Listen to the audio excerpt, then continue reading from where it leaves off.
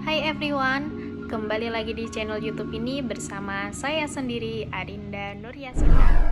Sebelumnya izin memperkenalkan diri, nama lengkap saya Arinda Nuryasita dengan nomor induk mahasiswa 0981 911 30185. Saya Putut Ardianto, saya mahasiswa ASMI ASMI Bekasi. Bekasi. Akademi Sekretaris Manajemen Insulindo Kabupaten Bekasi, Program Studi Manajemen Perusahaan. Kali ini kita akan membahas tentang capacity building. Pengertian capacity building adalah pembangunan keterampilan skill dan kemampuan capabilities seperti kepemimpinan, manajemen, keuangan, pencarian dana, program, dan evaluasi supaya pembangunan organisasi efektif dan berkelanjutan.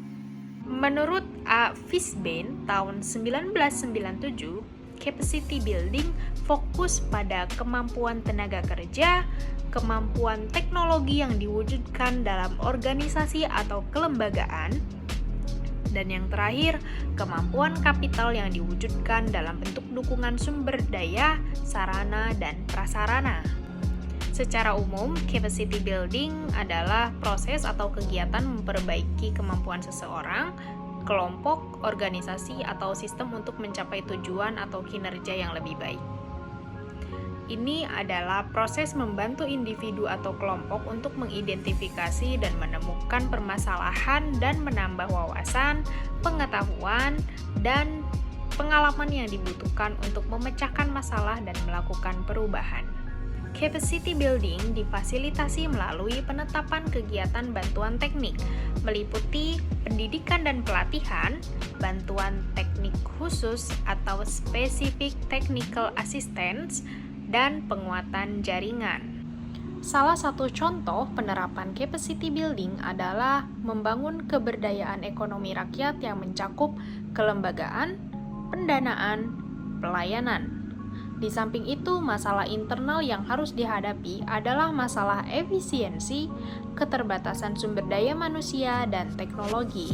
Penguatan lembaga pendamping melalui peningkatan capacity building, seperti Bank Indonesia fokus pada penguatan lembaga pendamping UMKM melalui peningkatan capacity building dalam 25 bentuk pelatihan dan kegiatan penelitian yang menunjang pemberian kredit kepada UMKM.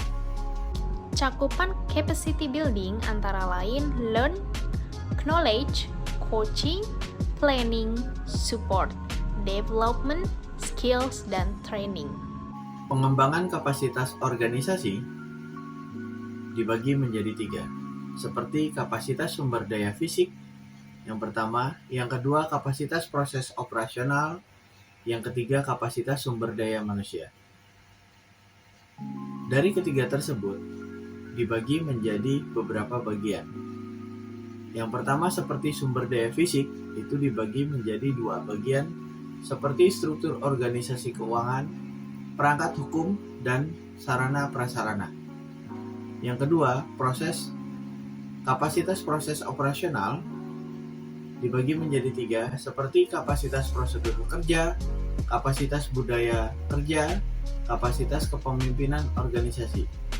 Dan yang terakhir, kapasitas sumber daya manusia terbagi menjadi 3, kapasitas pengetahuan pegawai, penguatan kapasitas keterampilan, dan kapasitas perilaku dan etika kerja pegawai. Dalam konteks pengembangan sumber daya manusia, perhatian diberikan kepada pengadaan atau penyediaan personel yang profesional dan teknis. Kegiatan yang dilakukan antara lain training, pemberian gaji atau upah, pengaturan kondisi dan lingkungan kerja, dan sistem rekrutmen yang tepat. Dalam kaitannya dengan penguatan organisasi, pusat perhatian ditujukan kepada sistem manajemen untuk memperbaiki kinerja dari fungsi-fungsi dan tugas-tugas yang ada dan pengaturan struktur mikro. Aktivitas yang harus dilakukan adalah menata sistem insentif, pemanfaatan personel yang ada, kepemimpinan, komunikasi, dan struktur manajerial.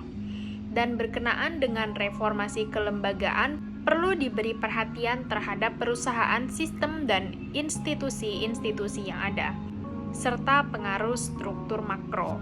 Dalam konteks ini, aktivitas yang perlu dilakukan adalah melakukan perubahan aturan main dari sistem ekonomi dan politik yang ada, perubahan kebijakan dan aturan hukum, serta reformasi sistem kelembagaan yang dapat mendorong pasar dan berkembangnya masyarakat madani, menurut Grindel tahun 1997. Pengembangan kelembagaan merupakan strategi penting agar suatu organisasi mampu menyusun rencana strategis ditujukan agar organisasi memiliki visi yang jelas, memformulasikan kebijakan dengan memperhatikan nilai efisiensi, efektivitas, transparansi, responsivitas, keadilan, partisipasi, dan keberlanjutan. Mendesain organisasi untuk menjamin efisiensi dan efektivitas, tingkat desentralisasi dan otonomi yang lebih tepat. Melaksanakan tugas-tugas manajerial agar lebih efisien, efektif, fleksibel, adaptif, dan lebih berkembang. Dan pengembangan jaringan kerja, misalnya merupakan strategi untuk meningkatkan kemampuan bekerja sama atau kolaborasi dengan pihak-pihak luar dengan prinsip yang saling menguntungkan.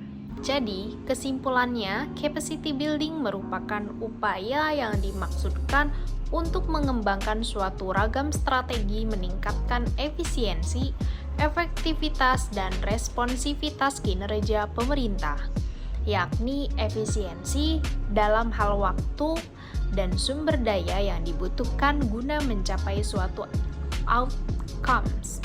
Efektivitas berupa kepantasan usaha yang dilakukan demi hasil yang diinginkan, dan responsivitas merujuk kepada bagaimana mensinkronkan antara kebutuhan dan kemampuan untuk maksud tersebut. Terima kasih. Demikian presentasi yang kami sampaikan. Semoga bermanfaat bagi rekan-rekan semua. Wassalamualaikum warahmatullahi wabarakatuh. Sampai jumpa.